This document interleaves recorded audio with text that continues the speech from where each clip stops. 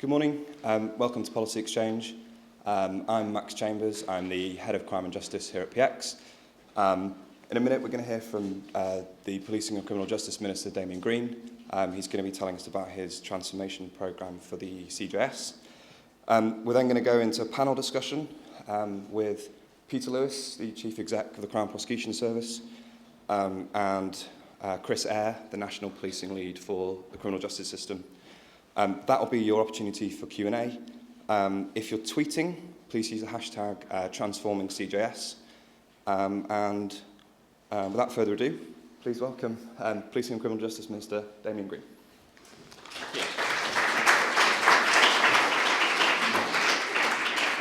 Thank you very much. Thanks, Max. Thank you all for going the delights of Glastonbury in the rain to come to Policy Exchange this morning to hear about the case for reform in the criminal justice system. It was back in February that I talked about the shocking problems I'd seen in the criminal justice system since I became the Minister for Policing and Criminal Justice last September. And because I work across two government departments, I see endless examples of how problems or mistakes in one part of the system cause problems in another. And it's, of course, essential that elements of the system are independent from others and independent from ministers, indeed. But that's no excuse for poor performance. It's no excuse for the unacceptable delays, the 6 months a simple case takes. And it's no excuse for the waste. Over half of trials don't go ahead as planned on the day. And it's no excuse for failing to adopt technology that works across the whole of the criminal justice system, from arrest right through to rehabilitation. If you can imagine a situation where fewer than half of hospital operations went ahead on the day planned, or if children turning up at school found that their lessons only went ahead less than half of the time, there would be outrage. It would be a national crisis. Yet this happens every day in our courts. Just 44% of trials go ahead on the day planned in the magistrates' courts. And the picture isn't much better in the Crown Court. It's 49%, still less than half.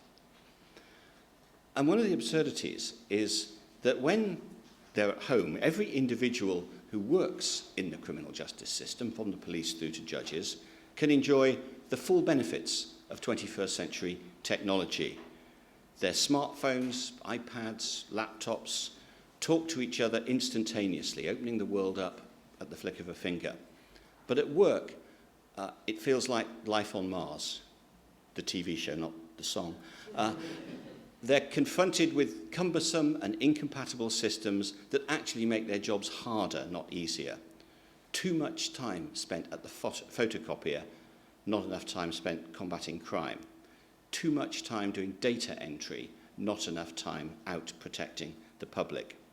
So at the heart of what I want to talk about today is a digital revolution in how our criminal justice system is run. This government is already making big reforms to criminal justice, transforming rehabilitation of offenders and legal aid. We brought in police and crime commissioners and the College of Policing, which will drive up policing standards, and we've made vital changes to the support victims receive. We've appointed a new victims champion to champion the needs of victims and consulted on a revised victims code. But there's a lot more to do to address the deeply rooted problems in the criminal justice system. We simply can't continue to have police, prosecution and courts pulling in different directions. And it's not one easy to manage system, it never will be, and for very important reasons it never should be. But that doesn't mean we can just stand back and say it's inevitable that the system won't work well. It can work well. And that's why we've set up the Criminal Justice Board. I've been going out and talking to practitioners from across the CJS, and from the beginning I was determined to learn from all areas in shaping my approach to reform. It sounds obvious, and it may be obvious, but it's still true, that the system needs to get much better at thinking and acting as one. That means having a common and understood purpose. That's why the shared outcomes that I announced in February are so important. We've developed them with practitioners across the CJS system, and this has enabled us for the first time to state clearly a common view of what we're all working towards: to reduce crime, to reduce reoffending, to punish offenders, to protect the public, to provide victims with reparation, to increase public confidence, including among victims and witnesses, and to be fair and just. Now, I know there have been countless attempts to reform the CJS in the past to try and drive out waste and delay, and these reforms often haven't stuck. This reform is both absolutely necessary and difficult to achieve. And that's why today we're publishing our strategy and action plan transforming the CJS, with our plans for reform over the next 2 years. The plan contains over 60 changes or commitments that we'll be making right across the CJS. Some of these are radical changes to how we work, but many are straightforward, practical actions that have the potential to improve performance massively. And I make no apology for these small practical changes. In the past, the focus has been on eye-catching initiatives that have promised much but failed to deliver. We need to break that pattern. This time, we've made sure that the whole system has been involved in developing this package of reforms, which taken together can finally tackle some of the deep-seated problems in performance. And I've got a very clear vision of how we need to transform the CJS. I want it to be digital. This has taken the CJS far too long, but we are now finally on the brink of ending the system's outdated reliance on mounds of paper. I want it to work faster and with fewer mistakes. We can't continue to tolerate the level of waste and delay in the system. And I want it to perform better. I want us to earn the confidence of victims and the public by bringing offenders to justice speedily and fairly, by reducing reoffending and crime in general, and by protecting the public. And I want to see all parts of the CJS working together effectively to achieve this. I'm determined that this plan and the Criminal Justice Board will kickstart the significant change that we need to make it the kind of modern system which the public deserve. The most important practical change we must make is to digitise the system. It's taken the criminal justice system far too long to embrace technology in a way that's revolutionised most other aspects of our lives. We already have some of the basics in place. Most police forces now transfer case files digitally, and we have video links in some police stations, prisons, and in courts, and we have tablets for prosecutors in court. Computers, not things to take away their headaches. But we can utilise this equipment more. We're driving up the use of video links in police stations for police officers to give evidence to court, saving them from having to attend in person. And we're driving up the use of prison-to-court video, cutting out the costly and risky transfers of prisoners from prison to court. We can use technology more to improve vastly the efficiency of the system. The move to the digital case file alone will make an enormous difference to the way the people in the CJS work. Until recently, for practitioners in the CJS, the case file meant exactly that, a physical file, thick with paper, all of which needs to be printed, then photocopied, then scanned. We're now moving to digital case files, a basic reform, but one which has alone the potential to strip away many of the inefficient, time-wasting, hard copy processes we see today. It will also make it easier to avoid the simple errors in preparation, which can cause so much trouble further down the line. And we're investing £160 million to modernise our criminal justice system. And this includes the money to digitise our courtrooms, finally reducing the millions of pieces of paper that clog up the system. I'd like to show you a short video of the first paperless criminal court in the UK. And since I'm talking about technology, I hope this video works. You turn off the lights. You can see.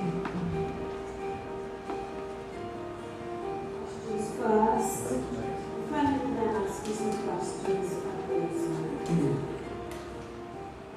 Well, first of all, it's most important to state that it's about time that the courts came into the 21st century in terms of using technology. And this is the largest and busiest court in the country, and it's a very good place for it to be tried. Because if it can work here, it can work anywhere.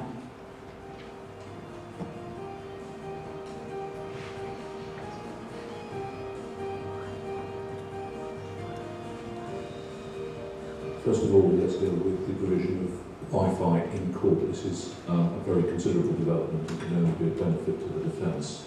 For instance, it allows me to access my case files and my client files from within the courtroom. I don't have to bring to court a pile of documents, often many of which are often secure documents, or I need to keep under very tight security conditions.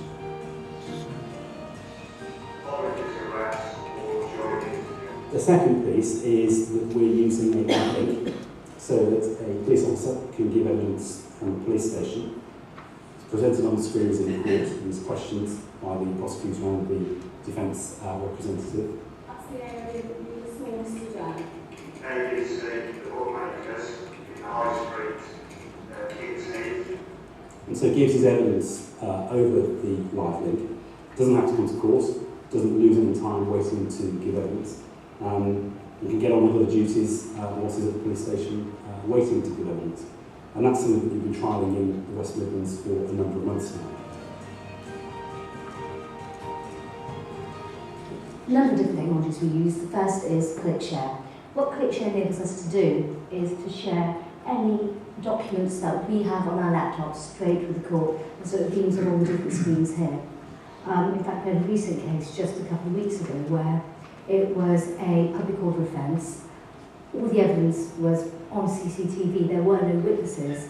We were able to request it from the police the day before the trial. Within 2 hours, we had it in our hands. We viewed it. I thought, great, this shows the evidence, and this shows the actual incident. Brought it to court, played it for the defence using ClickShare, and the defendant pleaded guilty upon seeing the video evidence. That's only been enabled by the use of this technology, because ordinarily we would never have got it to court so quickly. It would take at least 4 weeks. Digital courts are certainly the way forward for the future. There's no question about that. Everybody else has been brought into the modern day era.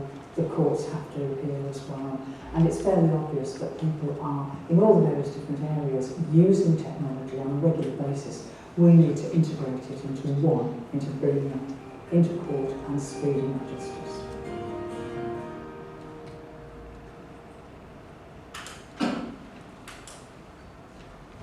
Yeah, that's Birmingham today, and it will be everywhere tomorrow. As you see there, everyone across the criminal justice system, prosecution, defence, police, can all see benefits for their own part of the operation in this improvement. And each of these reforms to digitise the individual parts of the system in themselves have the potential to save countless wasted hours of time for those working in the criminal justice system. And I'm really pleased that Stephen Greenhosh, the Deputy Mayor for Policing and Crime in London, wants London to be at the vanguard of this digital revolution, and I'm certainly looking forward to working with him to achieve this. As well as digitising our courtrooms, HMCTS and the CPS are collaborating together to develop a common IT platform for our prosecutors and courts, and across CJS Digital Data Store, so that instead of the same data being entered into numerous different systems by staff across the system, data will be entered once and then stored digitally, so that people involved in the case will be able to access the data they need when they need it. So, to be practical, when a police officer is out on the street, I want him or her to be accessing and creating case files for the crimes they investigate straight away, on the move.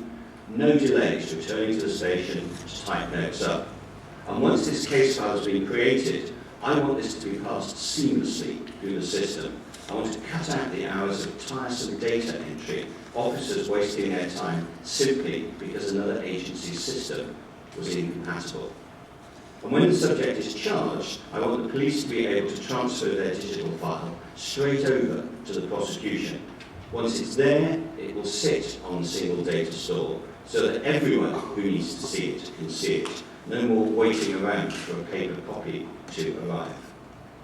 And further down the road, I want more defendants to attend their first hearings via a video link from the police station. And I want the courts to be able to look at all of this data digitally on screens in court. This isn't some futuristic vision. As we've seen, this is attainable today. In some areas, we're already using much of this technology.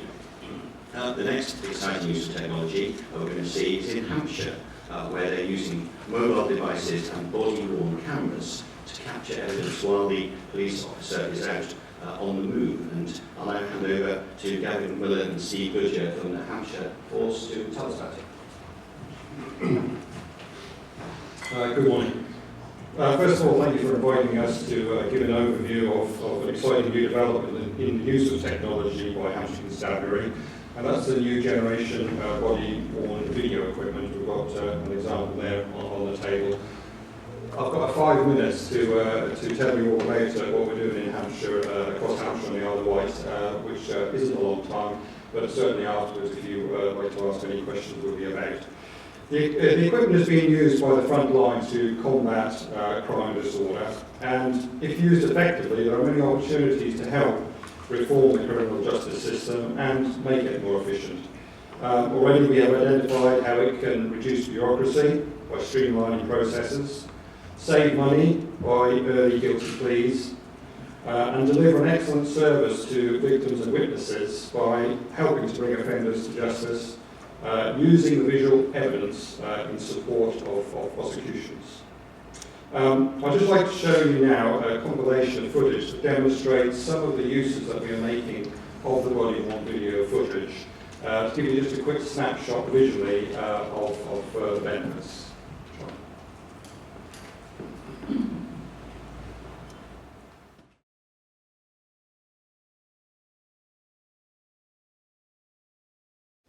Hampshire Constabulary have made a £270,000 investment in some of the most advanced body-worn video equipment suitable for police use currently on the market. Cameras and the supporting downloading facility has recently been installed at 34 stations across Hampshire and the Isle of Wight. And there are sufficient cameras in order for all the first response team officers who are on duty to carry those as they do their patrolling. We want to look at pushing and developing the boundaries in terms of technology and the use of body-worn video, and look at the opportunities to streamline some of the processes and certainly integration into the first original capture into the criminal justice system in terms of the CPS and the courts. So I think there's really great opportunities there. Steve is just going to very briefly tell you about Operation Hyperion, which is happening on the Isle of Wight, which looks at this development. Hello. Yes, as Gavin just mentioned, on the Isle of Wight, we're actually the first police force area, in fact the whole world, to issue personal issue body-worn video cameras to every frontline police officer, PCSO, and every operational police role. So I can guarantee any incident that the police attend that I have a number of cameras recording. There's 172 cameras just on the Isle of Wight alone. With the use of the camera, which is not just about the camera, we've talked about how it integrates with the criminal justice system. It's the back office software. It's how we take the video capture, how we use the officer's time to seamlessly integrate it into our network, and then we can share it with partners. There's still a long way to go, but this is the way that we want to push this forward. Okay? We're using the Isle of Wight as a blueprint for other police forces to come and see how we do it. We've done it, we've gone through all the pain, and we can share our experiences with whoever wants to come and have a look. And again, this is done at almost an international level now, because we really are the first to be pushing the boundaries on that. Also, there are some significant benefits that we can use body-worn video we haven't yet got the opportunity to use with. You just saw one example up there about interviewing suspects outside of police custody. If we can do that effectively, we can save a considerable amount of time.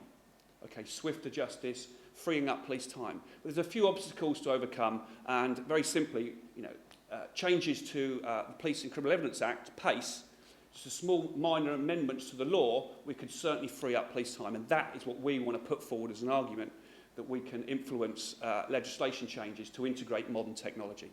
Okay. Thanks very much. Well, you can see again, it's the future for many forces. It's already happening in Hampshire and the Isle of Wight, and it can transform the way the police go about their business. So all these reforms to digitise the criminal justice system will transform it. But to realise the full potential of the reforms, we also need to do more to tackle the chronic waste and delay in the system. The move to digital case files gives us the opportunity to improve the way we prepare cases. We're taking a hard look at what goes into these files and how they're put together. Simple mistakes at the outset can lead to a lot of extra work further down the line. And that's why we're introducing measures to improve the preparation of these case files. Using the new digital case file format, the police officer knows exactly what needs to go on file and what doesn't.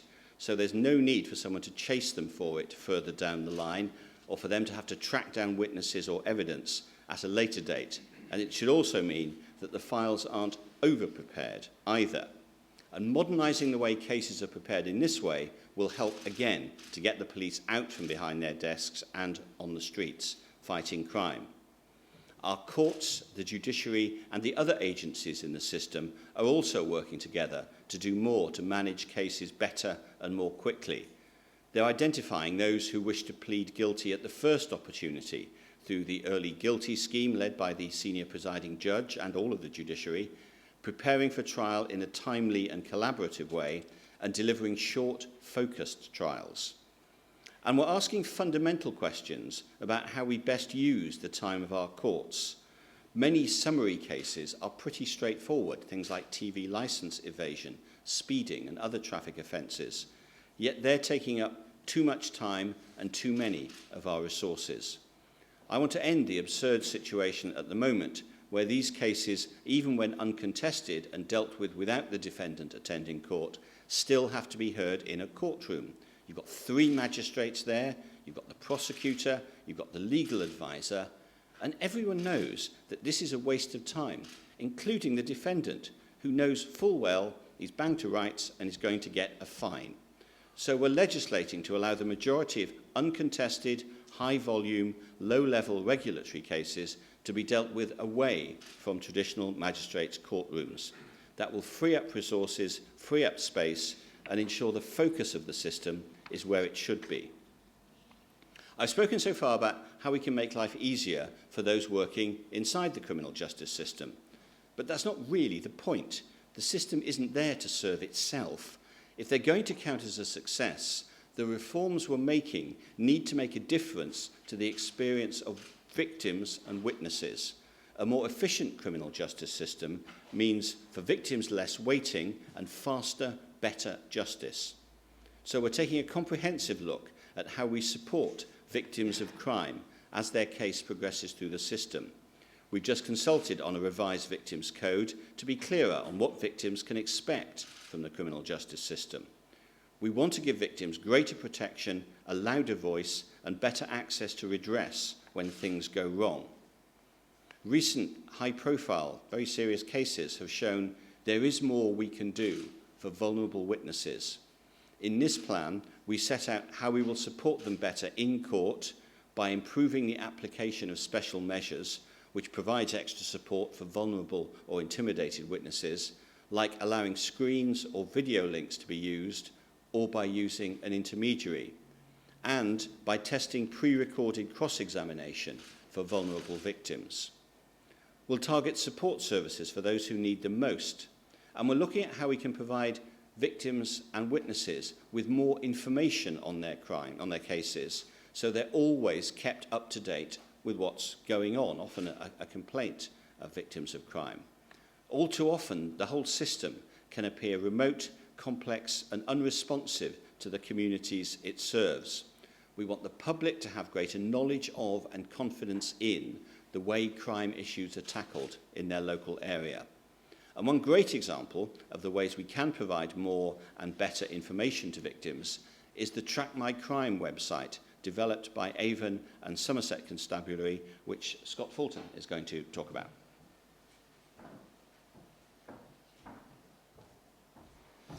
Thank you. Good morning, everyone.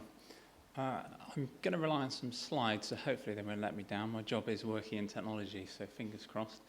Obviously, I'm here to talk about Track My Crime. We've been running Track My Crime for 2 years now within Avon and Somerset. Essentially, it's a web portal so that victims can securely stay in touch with their officer or team dealing with the crime, and they can track progress as they go through. This is what the front end currently looks like, and I'm going to go through some highlights of the system and our experiences of using it. So the big thing for Track My Crime really is obviously it's focused around victims. It was never an idea to make things cheaper for the police. It was about giving the victims another choice of how they can stay informed about their crime. And in our experience of the 2 years we've run it, we've seen an increase in victim satisfaction for those who've used Track My Crime over those that haven't. So something is working. Not this clicky thing. Oh, I'm going back. Whoa, here we go. I don't know whether I'm meant to point it over there. That's probably the problem. Okay. So one of the features of Track My Crime is we try and think of it as a support mechanism for victims. So as well as receiving their updates from their officers, there's actually an area where they can go and get extra support and advice. So even if they decide they don't want their updates to come electronically, they can go onto the website at any time and find useful resources such as victim support information and other useful links for them. One of the things we found that, again, wasn't part of the original concept was it actually breaks down the time barriers that we found between some police officers and victims, because obviously police officers work different shifts, sometimes night shifts. When they would come onto a night shift, they couldn't ring the victim at 2 o'clock in the morning. It wouldn't be a convenient time. With Track My Crime, the officer can go onto the crime management system, put in their update, and know that Track My Crime will then feed that message through to the victim, who will then pick that up in the morning when they wake up and check their emails. So it's provided benefits in that regard as well. Likewise, the victim can send messages back into the officer.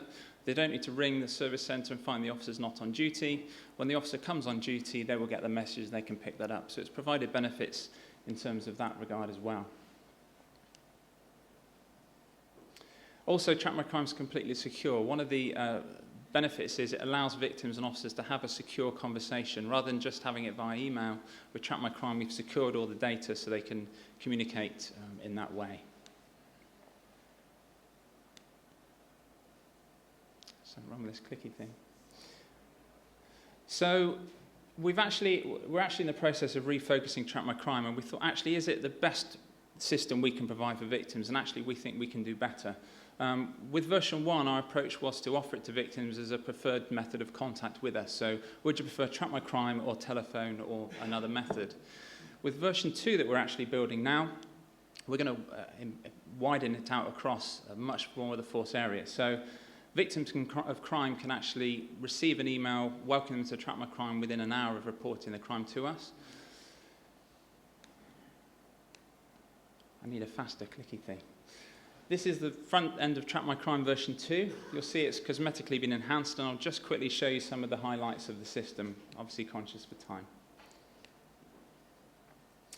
So this is the main interface where victims see their updates, and as I've said earlier, Track My Crime automatically emails them to notify them there's something new for them to log in to view. Just skipped it there at the top. With version 2, we're supporting multilingual support, so it's available in different languages for victims if that's convenient for them, and if we have an officer who speaks that particular language, they can communicate with the victim in that way. Also, it's just disappeared there, but that black box there, it will always tell them who is currently dealing with their incident, and that will automatically change. The officer doesn't need to do anything, that's just picked up by the system. And we've said to our officers, actually, don't be surprised by the time it gets to an individual officer to investigate and they make initial contact with the victim could well know who they are already. So it's just providing that extra efficiency and updating victims. One of the things we've added as well is update rating. So a bit like Amazon, where you put your star rating, the victim can rate an update they receive. The idea behind this is if they're not satisfied, we can pick that up early on rather than potentially waiting to the end of the process and it's been hard for the victim to actually say, actually, I'm just not satisfied. So they can put that in and tell us why, and that can be actioned straight away. One of the biggest improvements is we've actually redesigned the interface to be optimized for mobile devices. So obviously more and more people using smartphones. Track My Crime will work on any modern smartphone device, and you can see the interface has been redesigned specifically to work on that. We may go down the app route in the future, but we want to make sure that it was available to as many people as possible rather than siloing it in particular devices. And that is a quick run through. Just to wrap up, some stats. So version 1, 30,000 updates were sent to victims. We've had about 5,000 victims use the system since launch. With version 2, because of the change in the way that we're actually making this available, we expect potentially in the first year 650,000 updates being sent to victims. A large proportion of those automatically happening without the officer needing to do any work. It just comes through and generates the updates for them. And that's Track My Crime with a quick run through. Thank you. Thanks so much, Scott. Again, the use of technology in a way, in this case, to make the lives of victims of crime better. So we want, that's making the system more transparent, more accountable, and that's exactly the direction we want to go. We're publishing more data, we're providing more convenient ways for people to access it, and the police.uk website has already had over 55 million visits since it started in January 2011. And we're not just publishing data for the sake of it. We want the public to be able to see what's going on inside the courtroom, understand their local system, know how well it's doing, and how to feed back when they don't like what they see. We want to make a system which is truly accountable to the public, not just the government. And that's why we're looking at how we can publish more information on how your local criminal justice system is performing. We'll be putting this information on police.uk later this year. And we're also going to do more to demystify the courtroom, bringing in limited court broadcasting from the Court of Appeal with a view to extending it to sentences in the Crown Court later. That will mean the public can see and hear the court's decision in the judge's own words and allow them to see justice being done. Now, today's action plan is clearly not the end of CJS reform. I want it to be a plan that evolves and responds to changing circumstances. And as we make progress with it, the Criminal Justice Board will refresh it, setting new priorities and delivering further change, because we need to keep up the momentum of these reforms, ensuring that our plans are radical, all-embracing and urgent. I absolutely believe that a fair and effective justice system is fundamental to our society. But I'm equally certain that no amount of goodwill can maintain this if the basic nuts and bolts of the system are stuck firmly in the last century, if none of the players have a common vision of what they're looking to achieve, and if waste and inefficiency means victims, witnesses and practitioners turn up for court cases that just don't go ahead. So I'm certain that we can and must transform the criminal justice system over the coming years to make sure it continues to serve the victims of crime as well as possible. And I'm determined that this plan and the Criminal Justice Board will provide the change of gear in reform of the system that will allow us to do precisely that. Thank you very much.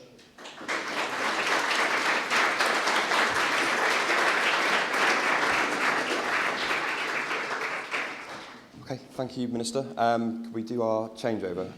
Thank you to Scott, Steve and Gavin for their presentations. So can I welcome Chris Eyre, who's the National Policing Lead for ACPO, and Peter Lewis, the Chief Executive of the CPS. So we've got time for some questions. So could you just state your name and organisation, and Katie's got a mic roving around. Stephen. Well, Minister, that was... Stephen Greenhouse, Mayor's Office of Policing and Crime Deputy Mayor. Thank you for that inspiring vision and also clear determination to finally make a real difference to a system that clearly is not rooted in the 21st century, even though it needs to serve people that live in the 21st century. I would just make a couple of comments. We certainly, as you mentioned in your speech, want London, which is after all a huge chunk of the criminal justice system, to be right at the forefront of this revolution. And I think there's actually three parts to this. Certainly I found understanding the criminal justice system when I first took public office virtually impossible. And I do think we need performance management that provides the ComStat in New York or crime fighters here in London a performance management framework that underpins what you're talking about so we can measure progress. And our start point is actually far worse than the national picture. We have less than half, 46% effective trials, but actually 15 days longer than the 6 months average you talked about. So London's got a long way to go to provide swifter justice. So firstly, performance management I think is important. Secondly, we absolutely want to be in the forefront of the digitisation of the systems, but we'd also like to see that extend to processes and very much want to see that happen in London the way you described. And finally, I know you didn't touch upon this in the speech, but one of the things that keeps me awake at night is worrying about, within policing, which after all is the vast majority of the cost, sorting out information management within policing. Obviously you know the national figures of £1 billion spent on information technology in policing. A third of that's in London. Actually, we discovered, because we're looking, as you know, to move the headquarters of the Met from Scotland Yard here closer to where we are today. We were told there were only 30 data centres. In fact, they've already discovered 64 and think there might be 100 just in the headquarters.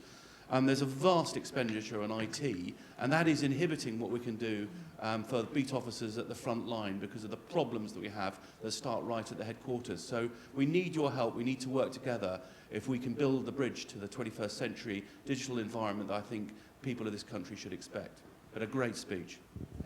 Thank you very much, Stephen. And it's absolutely right that London is such a significant part of the system that if we don't make it work in London, then it's not working nationally. And also that London has some specific issues just by its sheer size and therefore the history of things that have to be brought together. Your last point sets me off on another thought, which is a point that's been put to me a lot by the media this morning, which is you're talking about a government IT change. We know this is going to end in disaster, surely, because they all do. I mean, first of all, they don't all do. I mean, big companies have disasters as well. And as I pointed out, the BBC has IT disasters as well. But it's a fair point, and I think the point you make about the number of different systems inside the Met, let alone inside the whole criminal justice system, is eye-watering, and they've all got to talk to each other. The difference about this, and maybe Peter can talk a bit about this as well, is that instead of having a big project with one supplier who is then going to have the government over a barrel, it's going to be a common platform into which people can buy devices with which they can talk, which is a much more modern, much more flexible and actually much more sophisticated way to procure. But Peter, do you want? Yeah, and that's what I was going to say, Mayor. I mean, what we've tried to do is find the easiest and simplest ways to make progress. So, I mean, this is the CPS tablet. It's an off-the-shelf product. It enables, as the Metropolitan Police are doing, they're sending all their files to us. We're doing that today. You know, we didn't look for something new and exciting. We saw what's on the market, could we exploit. And that's the philosophy we've used. It's the philosophy we want for the next stage. We're already working with the police service to say, how can we get it so it's a mobile device straight into here? But we want to use an existing mobile device, existing technology, everything you saw in the concept court, existing products. So we're not taking, you know, punts on things. We have learned some of the lessons, Minister, you know, in the public service about how not to do these big projects. We're trying to learn them here, make it simple, take simple steps. Stephen, a point well made there. I just echo everything that Peter said. The solution for us in the future is being able to go with systems that already exist out there and to radically simplify the number of IT solutions that we have. It doesn't matter whether you're looking at the Metropolitan Police or any force across the country. We need to simplify the number of IT systems that we have and make sure it works in a way that's more like a 21st century business. That we can do, and I'm sure we're already having conversations. Simon Parr, who leads for the police service on this, I know linked in with the Minister around what the developments look like for policing. We're determined to be at the forefront of it, and I'm sure the Metropolitan Police will be part of that. Okay, next question. Thank you. Javed Khan, Chief Executive of Victim Support. Minister, I'm very happy to applaud and welcome the agenda that you've set out, the analysis and the action plan, and most importantly, the pace that I think you're putting behind it is extremely welcome. Anything that you can do to ensure swifter justice is good for victims and will raise victims' confidence in the way that you suggest. I was also pleased to see the example of Track My Crime, the Avon and Somerset initiative. It's something that we've been celebrating on behalf of victims. The feedback that we've had is it definitely does meet the needs of victims in a better way than has been done before and keeps them informed. I do have one word of caution, though, or humble advice, if I may offer it. There was something implicit in what you were saying about the government's intentions to narrow the focus of support for victims, and I think you need to take great care, because all of the evidence and research, not just from us, but from other support agencies, suggests that crime type is not the best indicator of need. So if there is too narrow a focus in the future of supporting those of particular crimes only, the more significant crimes, you will ignore the fact that sometimes low-level crime has high-level impact. And there'll be unintended consequences where many victims could lose out in support that they desperately will need. Okay, I mean, it's a fair point, and as you know, I hope I didn't imply that, but if I did, I didn't mean to. And as you know, we've got not just a victims minister now in the Ministry of Justice with Helen Grant, but also a new commissioner, Baroness Helen Newlove. And so nobody would idly take on those two formidable people. So I'm very conscious that the needs of victims are very high in the mix of how we consider things. Down at the front. The museum piece, I took pace through the House of Lords back in the 80s. So long ago I've forgotten it actually. But I think that a very sensitive area will be their idea of having the first hearing out of court, particularly if it's going to be in a police station. And I understood you to say it would be a first hearing. I take it that it could not also be a last hearing, because you also have a category of cases where there will be instant acceptance of guilt and closure of the case. If that took place in a police station, I think you have great difficulty with a lot of the more liberal-minded parliamentarians and others. I've got lots of other questions, but I think I better just leave you with that one. I mean, we've actually been using this system for some time. And can I be clear about this? It is a court. You know, there is a live court sitting with the justices or district judge sitting in it. What the only difference is, and the defendant is still in the custody suite, but there are cameras on the custody suite. So one of the first things the justices do in the morning is they pan their camera around the suite so that they're clear who's in there, if there's any improper influence, but it's a live court. There's defence representation too, but we're doing this with, in a justice centre. And the other thing I'd say is as well, sir, that for many years now, many years, if there's a case at the Court of Appeal, the defendant isn't brought from prison anymore. He's dealt with on a live link from there. There are proper safeguards that we can put in place, and we're fairly clear about how they should be tested to and maintained. Minister, with the exception of a reference to video link in prisons, there wasn't much said about the prison service and NOMS in terms of this transformation. Could you say a few words about what plans you might have for the prison service? So I'll start, shall I? I mean, obviously, I didn't want to cover the entire Ministry of Justice waterfront. We've got huge plans, as you know, for rehabilitation as part of the change in the probation service that the Justice Secretary has announced. One of the most exciting parts of that is the fact that rehabilitation will, for the first time, be offered to those who are in prison for less than 12 months. And so, inevitably, a lot of them are people who commit prolific low-level crime. It's lots of shoplifting to feed drug habits and things like that, who end up in prison for short times and up to now have not had, in many cases, proper rehabilitation offered to them. So that will be one of the big changes. And sorry, Minister, I didn't actually mean that side, but in terms of IT and the digitalisation within prison service, and how that might link with the rest of the criminal justice system. Well, obviously, part of it is about the capacity to have hearings in court, so that you're not driving. My favourite example was Cardiff, where the prison is opposite the court. And actually, until they had video links, you would pile a prisoner with 3 guards into a van at vast expense, which would solemnly, literally cross the road and drive into the court for a hearing, and then after 20 minutes would solemnly drive back again. Yeah, that's the kind of thing, that's the very sort of simple thing we can do in prisons to use technology. Well, there's a few things so that we can do to help here. One is to just elaborate on something the Minister says. You can imagine for the prison service there are massive logistics involved in transferring people to and from courts all the time. And if they're secure prisoners, these are immense police operations, particularly with organised crime, you know, where we have helicopters, armed police response units, just to get somebody from one place to another, often for very simple, short hearings. So we're working very closely with the prison service to make the absolute most use we can of the technology. And can I say, in most of these cases, the prisoner doesn't want to leave their cell either.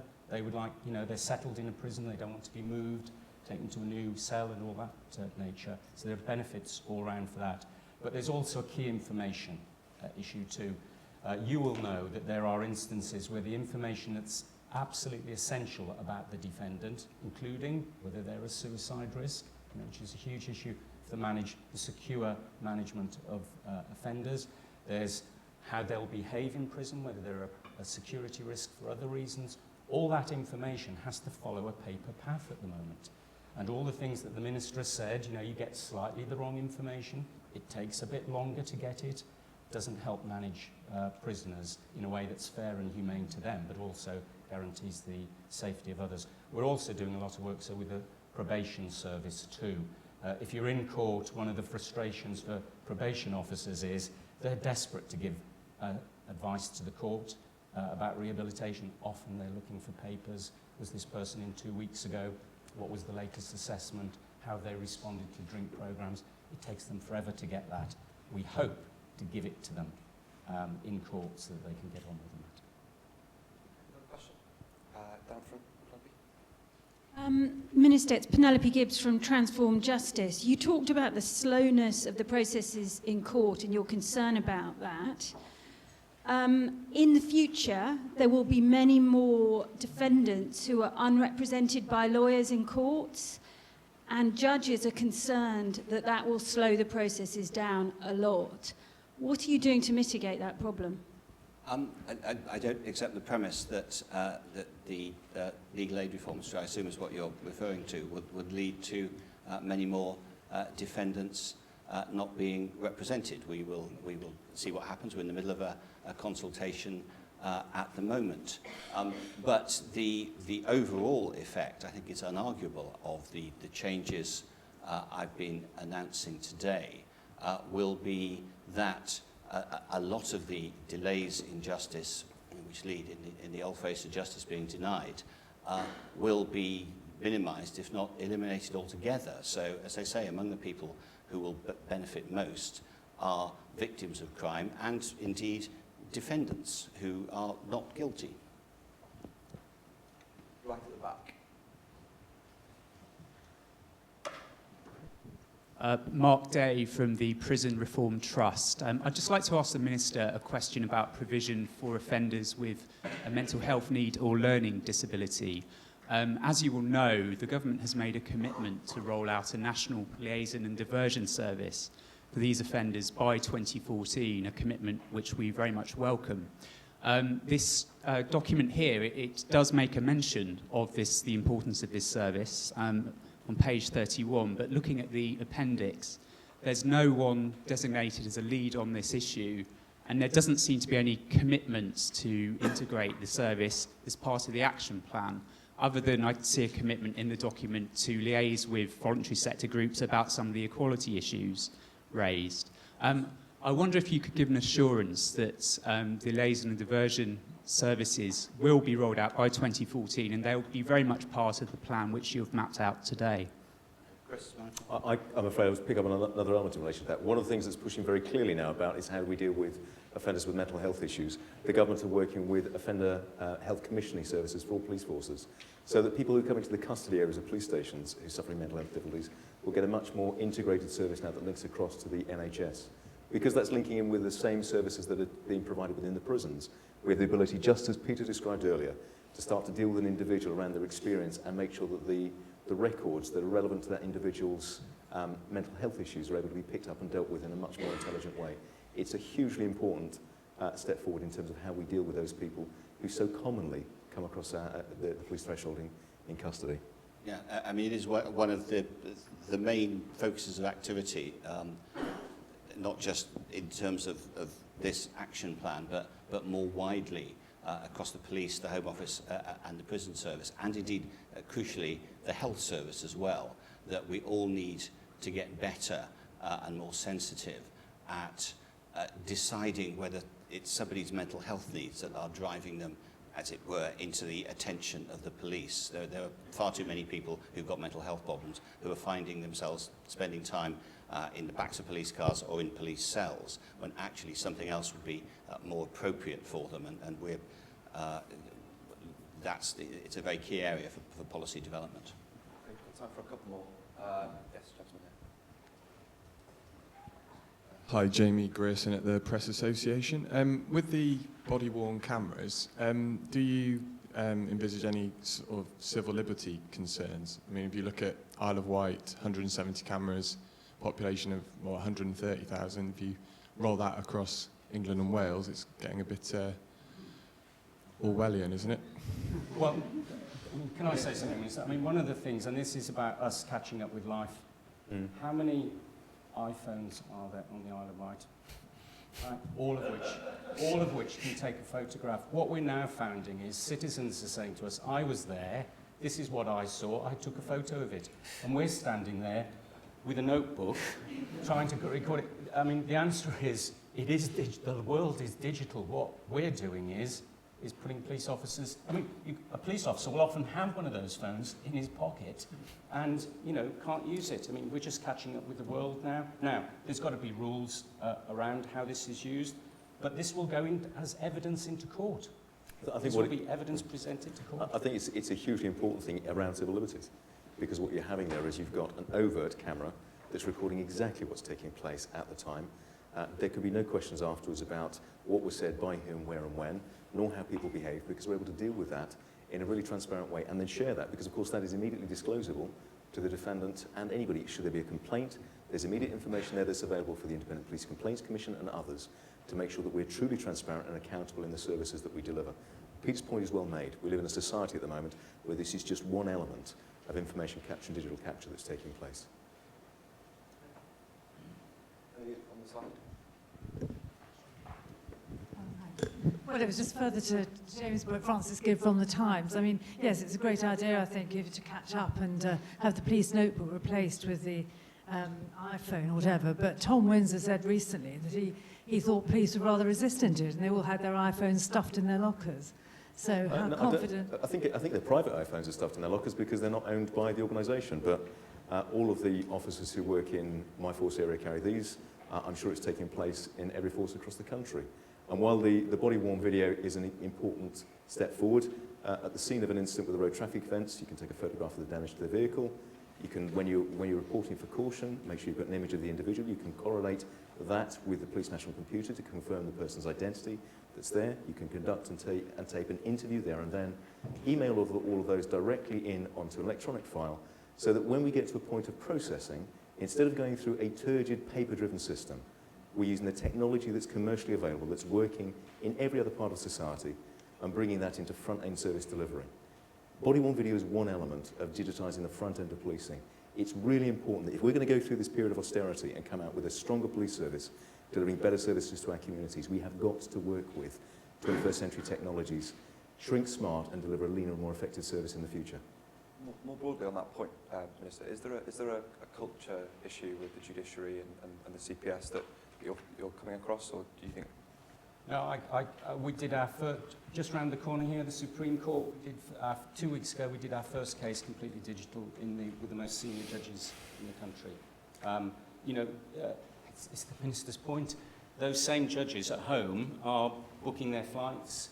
They're reading their information. They're doing it all online. They come into court, and we roll back 200 years. Yes. You know, people want to do this, and some of the greatest proponents of this. We're testing stuff out in Croydon, Crown Court. Judge John Tanzer there. I mean, he could work for Microsoft tomorrow. You know, I think he knows more than they do. So, you know, we've got to just bring everybody along, of course, but there's an appetite now to move. If we... Last question. Lady here.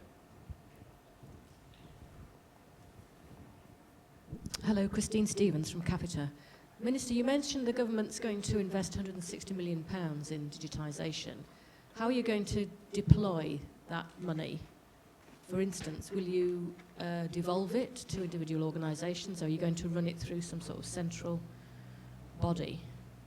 Well, it will be a series of different contracts, precisely because I want to avoid the traditional, all right, here's a pot of money, let's go and find a supplier to supply us with everything that would, you know, have your officers on the street through to the judges at the Supreme Court. You know, that's the way the public sector used to do things, and that's what's led to the disasters. So it will be very much spent by different organisations where they need it, with around the central common platform, which perhaps... Yeah, I mean, we will obviously want to follow the government's general approach, which that you get the absolute best, most out of the contracts you've got. So we'll be using any framework contracts that the government has got to get, you know, the cabling in and all that sort of issue.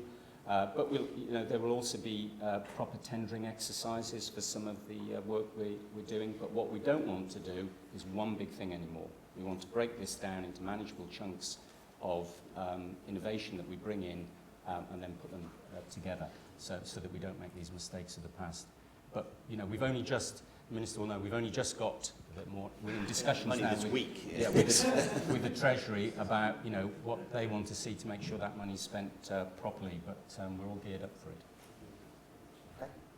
Can I thank you all for coming again? Thank you to Scott, Steve and Gavin for their presentation. And thank